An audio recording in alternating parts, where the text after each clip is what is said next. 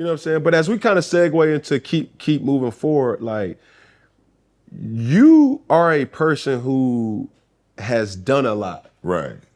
And done a lot in the sense of, you know, if you're not a success story, I don't know what success is. Man, I appreciate it. You see what I'm saying? Coming from you, I appreciate it. No, like, no, for real. Thank you, Cam. Like, this ain't no butter shit. This is I can like dig it, man. I this some real appreciate shit. it. Yeah, thank you. Like, when I was looking at your Rolodex of the movies and the films and the series that you've been in, and I'm like, bro, you the dream.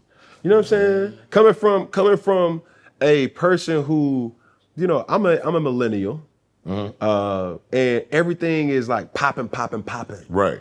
Obviously, going back to the old Atlanta, like, we didn't have Instagram, Twitter, right. TikTok back when Freaknik was happening. You know what I'm saying? Exactly. Thank God we crazy, did. you know what I mean? Bruh, listen. That's your mama right there. Yeah, exactly. That's on the dog. You know, that's your daddy right there with his shirt on. Bruh, listen. You know what I mean? But that's Big Mama. That's somebody Big Mama out there busting it wide open. That's me, mom. Me, mom, busting it open in front of that Nissan Camry. Oh my God, that Honda Civic, that Honda Civic, the Acura Legend, bro. Listen, bro. You know what I'm saying? Pop was swole. You feel me? Now he ballooned up. Now exactly. You feel me? But you know, for you in this industry. What is some things that, if I'm a person who is an inspired actor or actress, right, that I have to be prepared for? A bunch of no's. You know what? It's the one industry that, like, man, if you succeed 10% of the time, you're a success. Ooh. When you go to these auditions, especially early on, man, you go to these auditions and it's 30 people in the room. They might not look like you, but they're all going for that one role. Yeah. Then it's a 1 out of 30 chance you might get that thing. You know what I'm saying? And they all studied. They all did their thing. They all, you know, done their plays. How do you stick out, though? You know what, in man? a room full of... So the thing about it is you got to be the best you that you can be. There's no other Cam Newton. There's no other Omar Dorsey. You just play. You when you're doing something, don't try to be like Denzel. Don't try to be like Kevin Hart. Be you. That'll stick out. Because they ain't made another you. They made you. God made you and broke them all. Yeah. So if you can do that, and they're like, oh, that's very interesting. I never saw that. I go to acting classes now just to sit back and watch actors. I'm going to one tonight. I went to one last week just to sit back and watch them, you know what I'm saying, and just to see these early actors and see what they're doing. You know, I'm not the teacher. I'm not going to critique. But I will pull somebody aside and like, man, you know what? You're acting. Just be yourself. Just be yourself. Say the lines as you would say them. So that's the main thing. People think that when you're acting, you have to be up there and doing all this broad memorization. But the memorization is cool, but they think you got to do this broad stuff. Man, the camera's so tight, it'll pick up everything. It'll pick up everything. If you're on stage, you might have to do a little bit more theatrics, but not that much more. People they have a perception in their mind what acting is. Right. Like, I gotta act. Now you gotta be. So with that, with your evolution of an on-camera actor, so to speak, right? Did this come from theater? No doubt about it, man. My mother was a theater director in Atlanta. Yep, for Just Us Theater. She was a theater teacher. She was in the drama ministry at Green Forest Baptist Church in Decatur. Okay. She was she used to teach at Henry County High School. She was a drama person over there. Yep, in McDonough. So I was always doing theater. I went, like I said, I'm performing out of high school. Yeah. I went to study acting in college. You know, I did all of that. I thought I was gonna be a Broadway actor. So between that and then by the time when I was in college, I started doing movies. I did Drumline when I was in college. I did Road Trip when I was in college.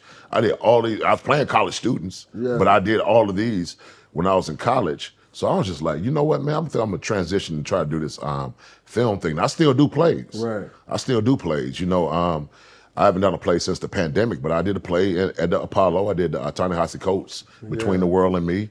You know, they did they showed it on HBO, the making of the play.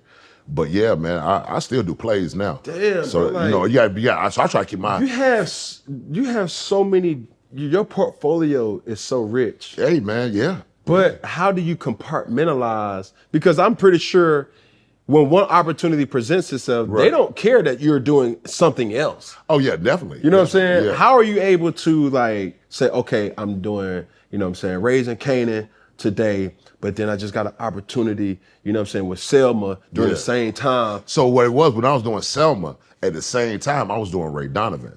So I'll be down here in Atlanta on the weekdays shooting Selma, flying to LA on a red eye to shoot scenes for Ray Donovan on Saturday, Sunday, take a red eye back here to go do that. And so even like this year, when I was doing Queen Sugar, then I had to fly to Savannah, doing Queen Sugar, New Orleans, fly to Savannah to go do Halloween Ends, and fly back. I was doing that though. I do that a lot, man. I do it a lot. You got to compartmentalize it though. Yeah. You just have to. But I come from the world of like something called summer stock. What that is you go somewhere for the summer and you do 3 or 4 plays that summer. You're doing 3 or 4 plays at the same time. Yeah. So you got to remember like all of these lines for different plays.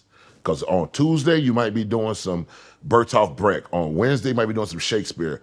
On Thursday, you might be doing some August Wilson. So you got to just remember all of that. So my mind has already been trained to do that since I was 16, 17 years old, man. Listen, man, God working so mysterious ways that the person that you're becoming has already been prompted to be what God wanted you to be. It's like just like you, man. Like you doing 2 a days, man. You know, by the time you get to the league, man, you know, it ain't gonna say it ain't nothing because them boys bigger in the league and they faster. But you already, like you talking about Mike, he already had everything.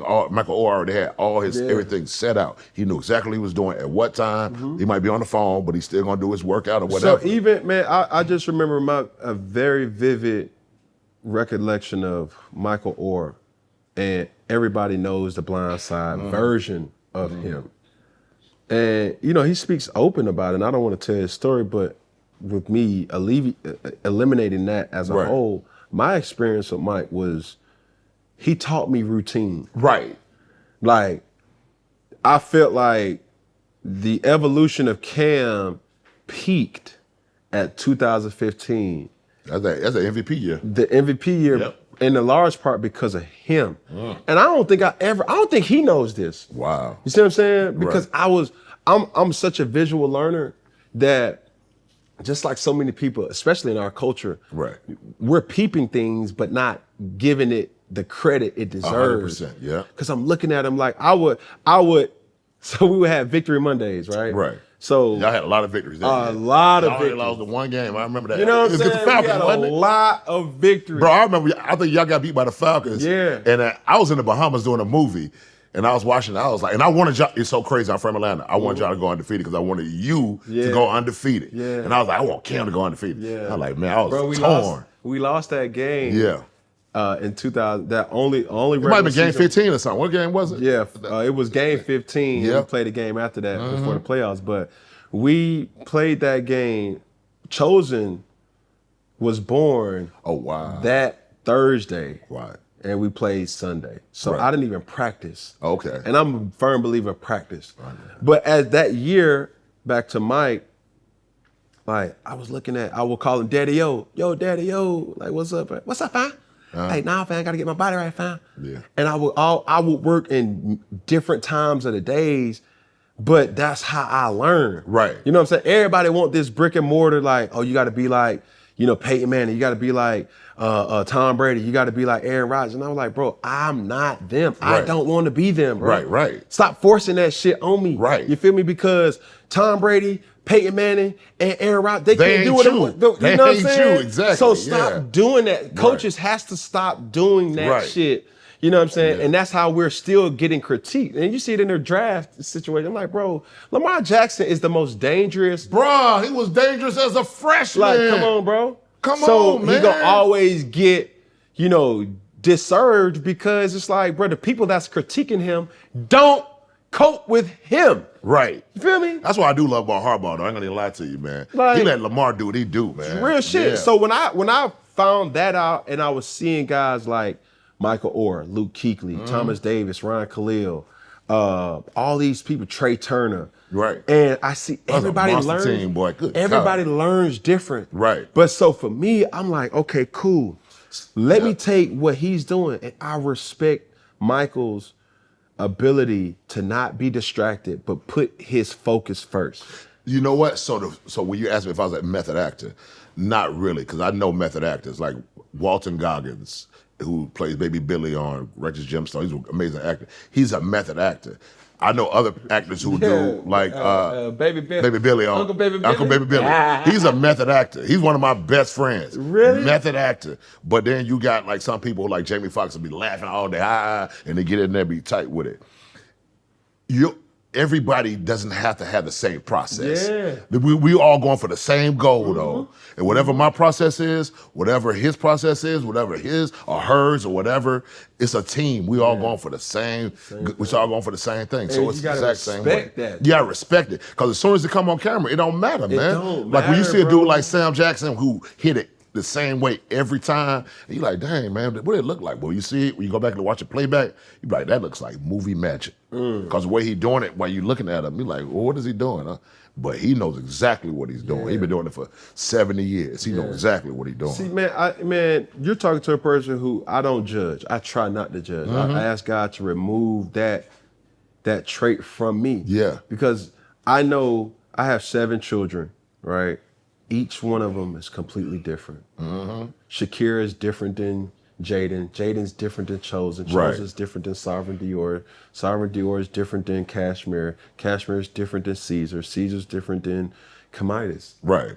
And if I'm expecting all of them to act the same, be the same, then they're not avatars. Right. As human beings, we're not avatars. You just can't sit up here and say, okay, abracadabra, manners, boom. Right. Now, they may say, like Jaden, and his nickname is China. I may yell up there like this morning, China, let's go. His response is, yeah, all right, here I come. You know what I mean? Yeah, that's him saying, yes, sir. Okay, cool, boom.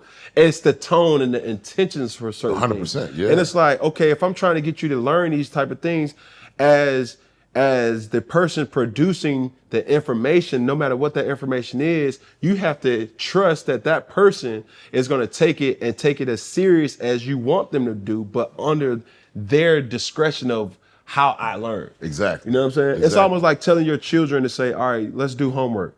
Everybody learns different. Everybody, yep. Some people succeed higher. Some people, succeed at their own rate. But bro, that's not, if you're asking a shark to race Usain Bolt in a track, that success ain't gonna be good. Exactly. Now you asking that shark to race Usain Bolt in water. Yep. Exactly. Shit gonna look a little different. You know what? It's so crazy because even like raising my daughters, like my youngest is a lot like me. Man, I didn't really have to like study to get A's or any of that stuff, right? But I had a tendency to be lazy and I mess around and get a C. My youngest was like that. My oldest worked so hard. She's dyslexic. She works so hard on everything. Even to this day, she works hard. Yeah. And she got straight A's, dean lists, all of that, because she understood that it took hard work for her. She wasn't just gonna coast. Right. And like, so, but their methods were different on how why can't you work as hard as her? Why can't you just keep picking up as fast as her? Yeah. It's different methods. Right, It's different human beings. Oh, Different man. humans are different human beings. And I was having a conversation with my business partner, and I was telling him, I'm like, bro, people are always looking at you. And the worst thing that you can do is compare. Right. Comparison is the thief of all joy. So if I'm saying like, damn, bro, like the next guest come on, like, damn, you weren't as cool as Omar. Like Omar was cool. He was right. Why you can't smoke a cigar? It's like, bro, so what are you saying? Yeah. You know what I'm saying? Yeah. And I'm like, bro, let people be them, bro. Like we all are uniquely, you know what I'm saying, ourselves. And before you sit up here and say, oh, bro, I don't see why he cheating on her, or I don't see why she with him and doing this or doing that. Like, bro, you don't know what that person's going through. What you said is like, you don't judge. And then the Bible says, judge not, lest ye be judged. I swear. Straight up, He man. who cast the first stone. Yep. Not the second one. Yep. Not the first person who throw the say, aha, Omar did it. Exactly. Okay, you ain't as perfect as you thought you was. Exactly. You know what I'm saying? Exactly. So